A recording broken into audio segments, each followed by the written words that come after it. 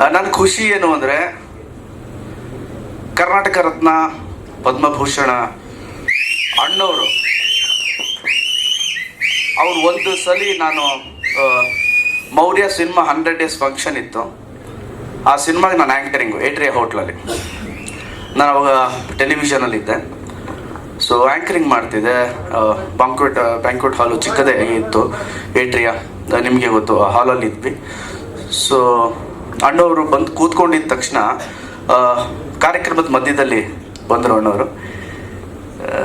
ನಾನು ಅವರ ಸಿನಿಮಾವನ್ನು ನೋಡಿ ಚಿಕ್ಕವರಿಂದ ಬೆಳೆದವರು ಬಂದು ಕೂತ್ಕೊಂಡು, ಓ ಗಣೇಶ ಅಂದರು ಎದುರುಗಡೆ.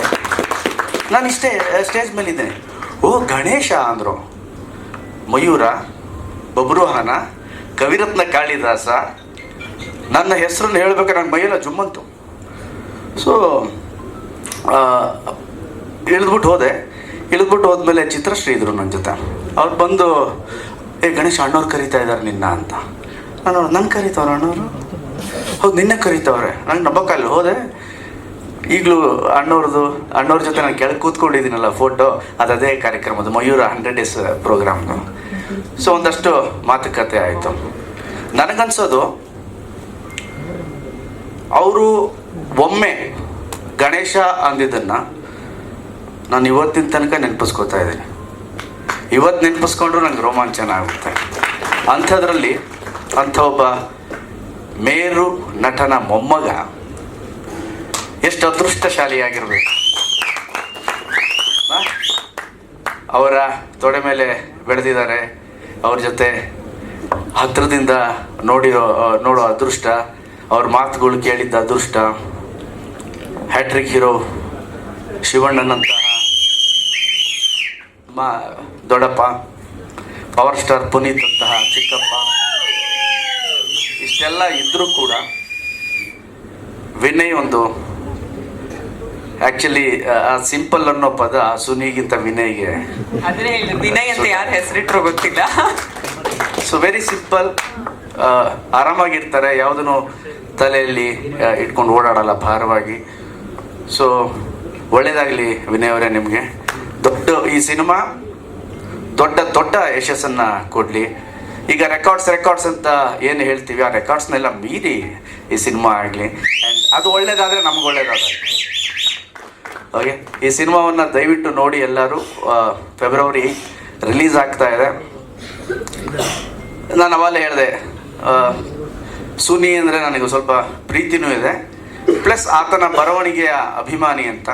ಸುನಿ, ನಿಮ್ಮ ಪೆನ್ನಲ್ಲೂ ಯಾಕೆ ನಗ್ತಾ ಇದೆಯಾ ಸರ್? ನನ್ನೊಂದು ಪ್ರಶ್ನೆ ಇದೆ. ನಿಮ್ಮ ಫಸ್ಟ್ ಆದರೆ ಇಷ್ಟು ಕ್ಯಾಮ್ರಾ ಇರ್ತಿರ್ಲಿಲ್ಲ.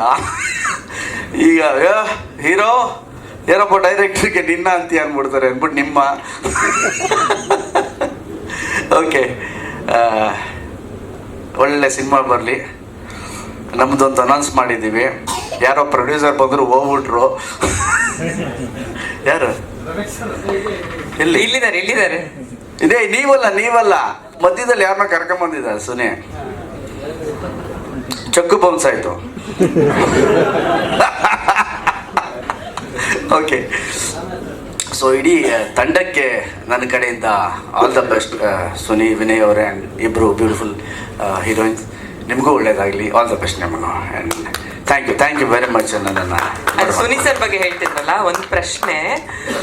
ಅವರು ಡೆಬ್ಯೂ ಮಾಡೋರೆಲ್ಲ ಸುನಿ ಸರ್ನೇ ಹುಡ್ಕೊಂಬರ್ತಾರಂತೆ. ಅವಾಗ ಆರ್ಟಿಸ್ಟ್ಗಳು ಹುಡ್ಕೊಂಬರ್ತಿದ್ರು, ಬಟ್ ಇದರಲ್ಲಿ ನಮ್ಮ ನಿರ್ಮಾಪಕರು ಒಡನಾಟ ಇತ್ತು ಚಿತ್ರರಂಗದ ಜೊತೆ. ಫುಲ್ ಫ್ಲೆಡ್ಜ್ ಆಗಿ ಇದು ಡೆಬ್ಯೂ ಸಿನಿಮಾ. ಲಿರಿಕ್ಸು ಬರ್ದಿರೋರು ಡೆಬ್ಯೂ ಇದ್ದಾರೆ, ಕೊರಿಯೋಗ್ರಫಿ ಮಾಡಿರೋರು ಡೆಬ್ಯೂ ಇದ್ದಾರೆ. ಈ ಸಿನಿಮಾದಲ್ಲಿ ತುಂಬಾ ಜನ ಡೆಬ್ಯೂ ಮಾಡಿದ್ರು. ನಿಮ್ಗೆ ಏನ್ ಅನ್ಸುತ್ತೆ ಸರ್, ಯಾಕೆ ಡೆಬ್ಯೂ ಮಾಡೋರೆಲ್ಲ ಸುನಿ ಸರ್ ಹತ್ರನೇ ಫಸ್ಟ್ ಶುರು ಮಾಡೋಣ ಕೆಲಸ ಅಂತ ಬರ್ತಾರೆ? ನಿಜ ಹೇಳ ಸುಳ್ಳು ಹೇಳ? ನಿಜಾನೇ ಹೇಳ್ಬೇಕಿಲ್ಲಿ. ಹಂಗ ಪ್ರೊಡ್ಯೂಸರ್ನು ಡೈರೆಕ್ಟರ್ನೇ ಕೇಳಬೇಕು. Very comfortable director. ಏನು ಬೇಕು ಅಂತ ಚೆನ್ನಾಗಿ ಗೊತ್ತು ಸುನಿಗೆ. ನಾನು ಅವಾಗಲೇ ಹೇಳಿದ್ನಲ್ಲ, ಒಂದು ಭಾಷೆ, ಒಂದು ಬರವಣಿಗೆ ಹಿಡ್ತಾ ಇದ್ರೆ ಆತನಿಗೆ ಭಾಳಷ್ಟು ಒಂದು ಜ್ಞಾನ ಇರುತ್ತೆ.